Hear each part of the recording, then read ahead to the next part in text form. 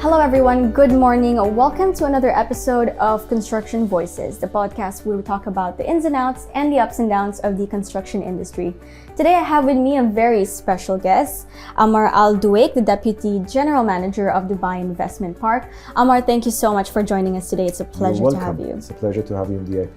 Thank you so much. It's really great to see the development when I first came here and to have all of these different maps around me about the before and afters. So I'm very excited about today's conversation. I think we're going to have a good time. And I have a few questions for you today. Sure. I think let's start with, how did Dubai Investment Park come about in the beginning? How was the vision like prior to what it is now? Well, of course, DIP is wholly owned by Dubai Investments. And Dubai Investments has incorporated the company Dubai Investments Park Development Company LLC in 1997. And we started with a master plan in 1998. And the vision was to create a mixed-use development and to be a premier destination for industries, logistics, distribution, and to have a mixed use of residential and commercial within the same area. Mm-hmm. So we have completed the master plan by then, and we started our first lease in 2001, and the story started from there. Perfect. Yeah. Interesting. So I think I can imagine that mixed-use developments back then weren't much of it wasn't talked about as much, right? Yeah, and knowing that DIP is kind of integrated in a way where residential is there plus commercial. Yes. How was it like in the beginning? How did it all kind of tie in together? Well, of course, we created a synergy between the different zones, which was really exciting in the beginning of how we're going to have residential and commercial within the industrial area. Mm-hmm. However, the master plan was really thought of and very, very clear on the privacy of both or three industries together, mm-hmm. The residential and the commercial. However, as of today, I think we can call ourselves like a 5-star industrial park. People are living, people are working, people are producing within the same area. And we believe, or everybody believes, it's a fantastic master plan today. Yeah, and I think Dubai is the best place for this to happen. Of course. And it makes sense, living in the same place where you're working. It just makes sense to me. Yeah, I mean, the three zones, proved for people to have their offices, their residential villa or apartment, next to their offices, their industries, their warehouses, their logistics. The kids can go to school within the same area. We have around 6 schools. Wow. The amenities within the area cater for the residents and the business environment for them to allow their families to stay within DIP, mm-hmm. Without the need of going out of DIP. It's an open border, there's no borders in DIP, so kids go to school, the fathers and mothers go to work, they come back. Of course, the recreational and commercial area in the evening is beautiful. So this has given the area or proof that you can have 3 sectors within each other with no need to commute mm-hmm. Too far for these different sectors. Yeah, I agree. And I think it's really important to think about connectivity when it comes to big and massive communities like this, which leads me to my next question about the infrastructure of the development. Yes. Again, it's a massive mega development. It is. And I can imagine the efforts that were put into ensuring that the infrastructure was done well. So could you walk us through how that was like? Well, of course, we have, with the vision of Dubai and Dubai government, the area of Jabal Ali is being developed very well. And we are part of Dubai Municipality's plan and the RTA's plan So we developed the infrastructure within DIP itself based on the road networks that are surrounding. We started, we started DIP in phases. So we went from phase 1 to phase 8, and we started the road networks by phase. The development of Jebel Ali has assisted us to have a clear infrastructure around the Dubai Investments Park to allow commuters to come in easily to DIP. Our role is to develop the infrastructure within DIP, which is the road networks, the treatment plants, the sewage treatment plants. DIWA has constructed substations.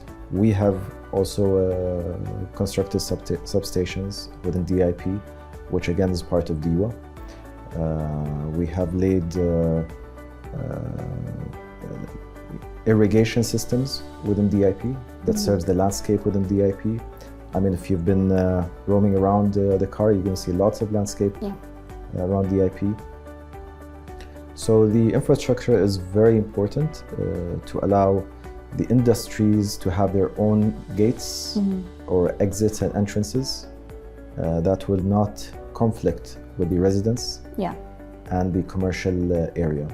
So each zone has its own entrance and exit, which you never feel that you are within the industrial zone coming out or coming into the industrial zone. So it still feels like separate areas, Correct. but just all together in one. Yes. I think it's really interesting that you brought up what you did earlier, because I know for a fact that Jebel Ali side of Dubai is becoming more with the Maktoum Airport opening up. Correct. It's going to be the new downtown, I would say. Yes. So I think DIP is positioned in a really growing place in an area where growth is seen. Yes. We are in the year of sustainability in the UAE, but how does DIP contribute to this? What is it like to promote sustainable living in each and every part of your space? It's a good question. I mean, part of the clear master plan of DIP from day one was having a sustainable community or industrial park within Dubai. So I would just list down a couple of sustainable programs that we have initiated, which one of them is district cooling, which is operated and managed by a company called Emicool. That reduced a huge amount of electric load, that reduced a couple of substations weren't needed because of this chilled water. So they provide chilled water to the area, and the air conditioning would be based on chilled water. Okay. So there's no need for much power to develop within these properties or buildings. So this is one. It created a lower volume of energy. We have our own sewage treatment plant. We're not connected to the city itself, so it's treated and then we distribute it to the irrigation area. It's been used for the irrigation, for the landscape. So it's used, it's not wasted. We have huge open spaces within DIP that create a better environment for the area. We have a couple of parks, we have landscape around the DIP. Every facility has a percentage of landscaping within their premises. Well, those are the major sustainable programs we have in DIP. Right, and I just wanted to ask, because Dubai is a hot place, and this is a question that comes up even from even in other aspects of things, but during summer, it's really important to have open spaces. But how exactly is it built? How is the community built to kind of combat the natural weather? Well, I believe if I would show you, I mean, if you see a picture of 2002, you wouldn't imagine how it would turn out to. It was a desert at some point. Yes. There's nothing. So once we started the road networks, we have really pressured to have a huge number of landscape areas within DIP. So landscaping reduces the temperature, as I understand, and gives more the variety of greenery, shade. And it's also great to look at. Of course. Yeah. Another thing that I wanted to talk about was, and while I was going through the websites and while I was going through everything as well, I noticed that, it's residential-wise in the residential communities, I think DIP has made it in a way where it's walkable, cyclable. Yes. How is this done? And do you think that the residences are utilizing all of the space that's been given? Let me talk about the residential side of we cater to different segments of the residential zone. Yeah. We have apartments from studio to 3-bedroom apartments. We have villas. We have staff accommodation. So different segments cater to families, to workers, to employees, to whatever you need in terms of the residential part. We have at least 120,000 people living in DIP, excluding the people that are commuting from working in the morning and leaving in the afternoon. So the families have different communities. We have the biggest community, which is the green community, which is beautifully landscaped. We have E1 residents, we have Ritage, we have lots of big developments within DIP that cater for families and residents. So of course the need of cycle paths, the need of walkway paths that cater to the commercial zone, we have lots of, we have a couple of malls, we have supermarkets, so people will be walking around the residential zone. We have hotels, so people do commute, and with the landscape, it's beautiful just to wake up in the morning and just have a nice jog in the morning for families. I see them every day. I mean, and the weather's getting a lot better too. So. Yes, it is amazing. So in the summer, finally, I believe as Dubai, the landscape helps a lot. The network of walkways and cycle paths shorten the distances, so people can benefit from the infrastructure as it is. Yeah, so just before I go to the next question, I wanted to ask as well regarding, do you think that there's enough awareness spread around residences within your residential communities about being more sustainable or living more sustainably? Yes, of course. The different communities are managed by different operators, and we are in contact with them very closely. And we are sharing awareness of what can be done more for the communities, for the area itself. And we do have lots of events that cater such awarenesses. We've seen, big industries that have converted into solar energy with our operations department technical team to advise what is the best way to go. So yes, we've seen people moving into the awareness much more. We've seen lots of commercial outlets applying the electric charges. They're always in contact with us on what could we do more. So this is how we are heading. And we would like to have it as a 5-star industrial area or a mixed-use development, and up-to-date sustainable solutions. Yeah. That's really great to know. I think the direction that Dubai Investments is going to is something everyone wants to see, especially in the industry. All right, I think the next question again I have for you talks about the business side of things, the business model. DIP has a unique business model from what I know, that combines various real estate segments. True. But how do you think that this model kind of benefits both investors and occupants alike? Okay, the business model is, but let me talk about DIP, what it really does, what's the core business of DIP. We are a development company that builds the infrastructure within the DIP, and we lease lands to different activities. We lease lands for industries, we lease lands for warehousing complexes, we lease land for office buildings, for schools. So whatever you see in DIP are tenanted. We have leased the lands for such businesses. And we cater the infrastructure, and we cater for all of the, again, we have DIWA, we have Ittisalat and DU that are connected to those properties for the tenants. And these are long leases for the business owners to benefit from. So they would construct their facilities, their properties to be used by themselves, or they can utilize them to sublease their different units or different office units, warehousing units to third party. So we have around 5,000 plus tenants within DIP, different businesses.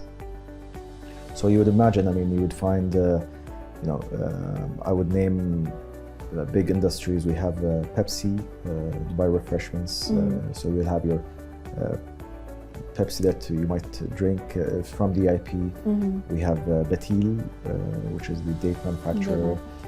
People don't know where these are being manufactured. So you'll have lots of industries within DIP that cater to Dubai, UAE, or globally from Dubai Investments Park. So the business owners benefit from the infrastructure of DIP, whatever sizes they have as lands, and again, the occupants. I have many friends that are living in the communities. They go to work in their industries, and they come home in the evening, pick up their kids from the schools here. Avoiding all traffic. Avoiding all traffic. I was envious with one of my friends. It's like it takes me 2 minutes from my office to nice. home. It takes me 45 minutes home. So yes, I mean the commute is very easy. The occupants and business owners benefit from the area here. Plus, I mean, DIP has assisted lots of expansions from Dubai. People who wanted to expand, who have existing industries within Dubai, and they wanted fresh lands to expand their businesses. DIP was a good solution for them. And the strategic location of DIP was, with the assistance of the government of Dubai, is a beautiful location. We're next to Al Maktoum Airport today. The network is getting easier every day to come into DIP. So again, business owners, residents, workers benefit from the infrastructure of DIP. Right. Yes. And this is just a curious question from my side, but you've mentioned big companies like Pepsi and Batil, but is there something that you're doing to attract small businesses into setting up in DIP, for example? Yes. We have encouraged lots of business owners to cater for the demand that comes to DIP. We've discussed with lots of business owners why they design their warehousing complexes on the sizes that people demand for small and medium businesses. So the size matters in terms of new business owners. So they would find various sizes to cater small, large, medium industries or businesses, commercial businesses, office units, to cater, a fresh or startup company, or an industry that is existing and wants to expand. So the beauty of DIP is you'll find, lots of different options for any type of business. We have, I've seen a beautiful, let's say, pet hotel within DIP, which I never imagined. It's a beautiful within the area, and we've seen lots of fitness facilities within DIP. Huge. We've seen, different businesses. If I would start, it's never going to end. So I mean, So different activities have a home in DIP, and the management of DIP is flexible to support such businesses from A to Z. If they need assistance and approvals from the authorities, we assist them with those. And we encourage the different diverse activities within DIP. Amazing. So whatever you have in mind, I believe, I could say the only thing that we don't have in DIP is a bowling alley, for an example. Maybe in 2024? We have a cinema. Yeah. No, that's really great to know, and it's good to know that Dubai has communities like these that cater to everyone. Yes. In different industries. Which leads me to my last question. Yes. I think this is my favorite one of them all, because it's always nice to see what companies have in store. But we're ending 2023. We're entering 2024 in a clean slate. What are the plans? Where do you see DIP going? What's something new that you could tell us about the plans for 2024? Well, I would say DIP is a mature city, and we're maintaining this mature city, and we see new businesses entering DIP on a daily basis. Mm-hmm. We have some properties or facilities under construction that would cater for new businesses coming to DIP. So our main goal today or in 2024 is to cater as much space for subtenants, new businesses to utilize and occupy spaces within DIP. Mm-hmm. And to fill in the gap of what kind of demand is needed as we go. Yeah.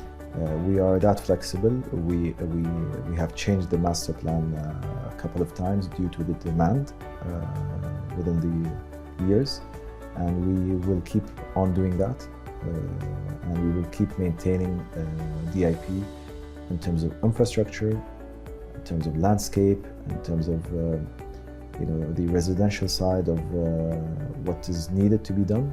So our goal is to maintain and enhance and elevate the city as we go.